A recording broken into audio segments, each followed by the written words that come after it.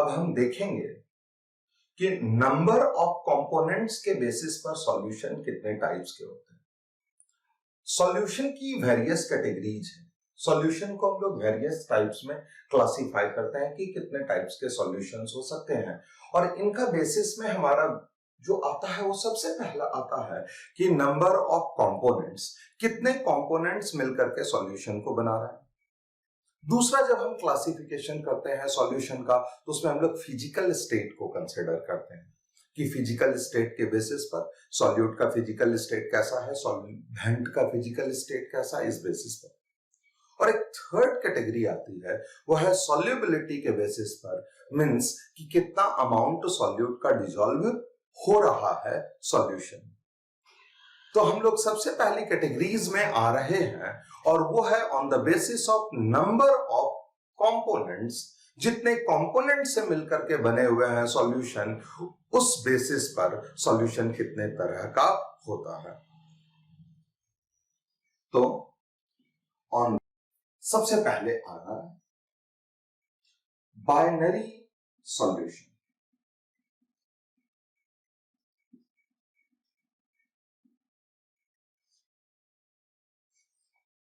Bye का मतलब क्या है? दो। तो टू कंपोनेंट्स मिलकर के अगर सॉल्यूशन को बना रहे हैं तब सॉल्यूशन का नाम हो रहा है हमारा binary solution. As for example, water हमने लिया और शुगर हमने लिया।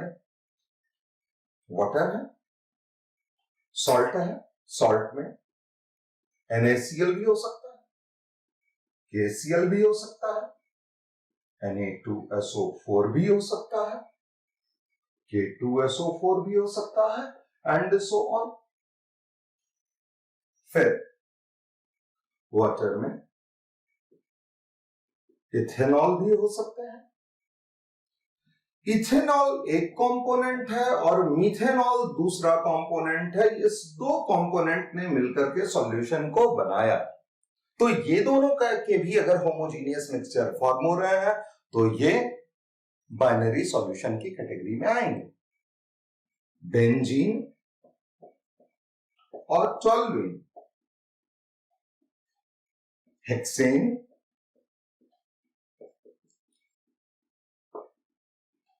हेप्टेन, ये सब डिफरेंट टाइप्स के हमारे बाइनरी सॉल्यूशन के एग्जांपल्स हैं। तो अगर दो कंपोनेंट मिलकर के सॉल्यूशंस को बना रहे हैं तो सॉल्यूशन को हम लोग कहते हैं बाइनरी सॉल्यूशन।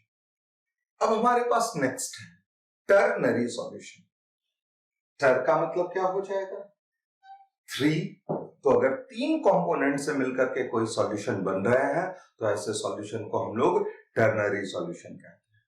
तीन कंपोनेंट, दो रहा बाइनरी, तीन रहा टर्नरी। सिमिलरली अगर चार कंपोनेंट्स होंगे तो क्या हो जाएगा? Quaternary solution. पहले टर्नरी का एग्जांपल्स लेते हैं।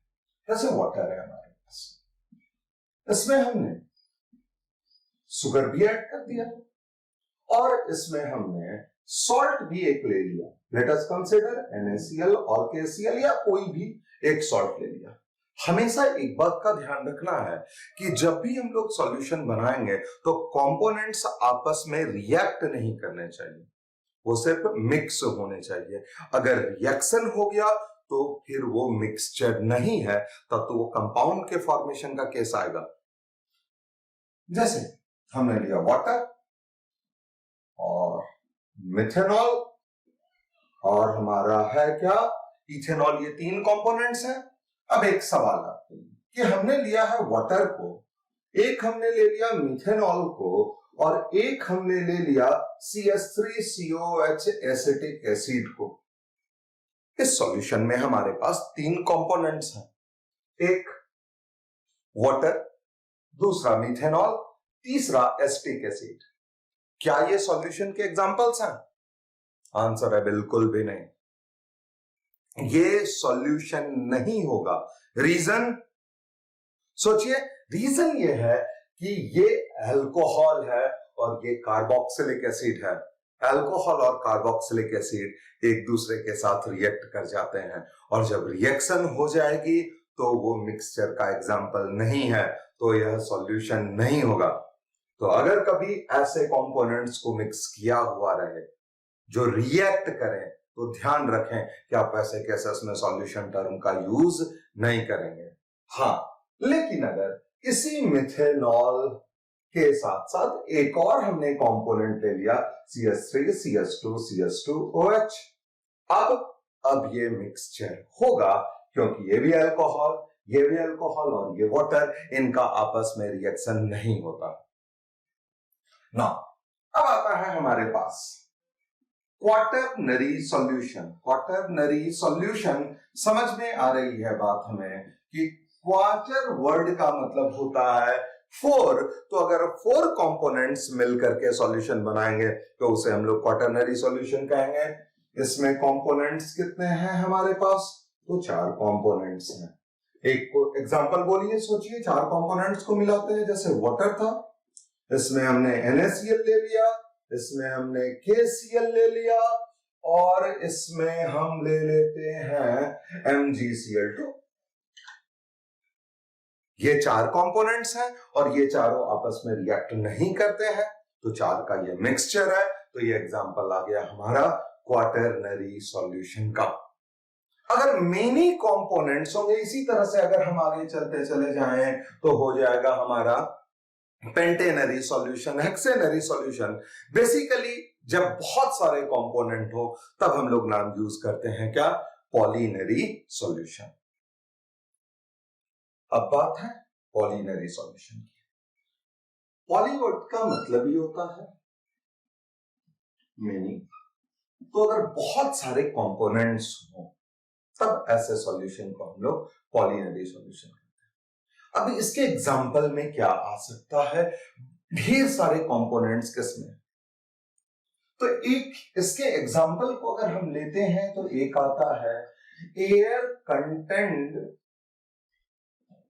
इन अ वेसल। किसी वेसल में अगर हमने एयर को लिया, इसमें हमने लेट अस कंसीडर कि ये एक कंटेनर है और इसमें एयर है। एटमॉस्फेयर की बात नहीं हो रही। अगर एटमॉस्फेयर की बात होगी तो आपको पता है कि different different gases are present at different layers due to their density, due to their difference in masses, molar masses etcetera. As for example, हम लोगों ने नाम सुना है ओजोन लेयर का। Ozone layer stands at a particular height and other gases are at different heights. तो अगर हम एटमॉस्फेयर की बात करें तो वो होमोजीनियस मिक्सचर बिल्कुल भी नहीं होने वाला है। होमोजीनियस मिक्सचर के लिए air content in a vessel हम ले रहे हैं, ध्यान रहे। अब इस वेसल के अंदर क्या होगा? तो ऑक्सीजन हो सकते हैं, नाइट्रोजन होंगे, इसके अलावा जो अदर गैसेस हो सकते हैं वो CO2 हो सकते हैं, कार्बन मोनोऑक्साइड हो सकता है, NO2 हो सकता है, कुछ इनर्ट गैसेस भी हो सकता है जैसे नियन, आर्गन एक्सेट्रा। तो जब मेनी कंपोनेंट से मिलकर के होमोजेनस मिक्सचर बन रहा है तो इसे हम लोग पॉलीनरी सॉल्यूशन बोलेंगे। अगर बात हो पेट्रोलियम की, yes, example petroleum content in a vessel. एक वेसल में हमने किसको रखा है? पेट्रोलियम को रखा है। तो पेट्रोलियम में हमारे पास जो कंपोनेंट्स हैं वो क्या होंगे? बहुत सारे कंपोनेंट्स हैं उसमें। पेट्रोल के कंपोनेंट हैं, डीजल के कंपोनेंट हैं, केरोसिन ऑयल के कंपोनेंट हैं। There are so many kinds of hydrocarbons constitute together petroleum. So it also has many components. इसमें बहुत सारे components हैं. So petroleum is also an example of polynary solution. These are the types of solution on the basis of number of components. Now, in our syllabus, we have to deal with binary solution, ternary solution, quaternary solution, polynary solutions के बारे में ज्यादा detail हमें नहीं पढ़ना है। हमें mainly discuss करना है किसके बारे में? बाइनरी सॉल्यूशन के बारे में। इसके दो कंपोनेंट्स हैं, हमने बोला ही कि binary solution are types of solution that consist of two components only, and the two components are named as solute and solvent. ये जो दो components हैं इसमें एक का नाम है solute and other is solvent. अब किसको कहेंगे solute और किसको कहेंगे solvent? तो जिसका अमाउंट लेस हो उसको कहा जाता है solute और जिसका अमाउंट ज्यादा हो उसको कहते हैं solvent. जेनरली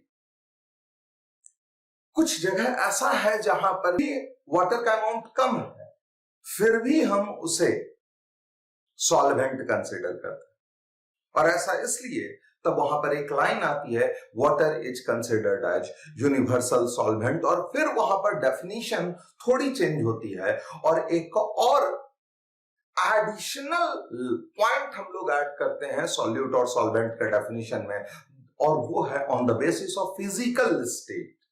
फिजिकल स्टेट के बेसिस पर सॉल्यूशन की कैटेगरी, फिजिकल स्टेट के बेसिस पर कंपोनेंट्स की कैटेगरीज की कौन सा सॉल्यूट है और कौन सा सॉल्वेंट. सॉल्यूट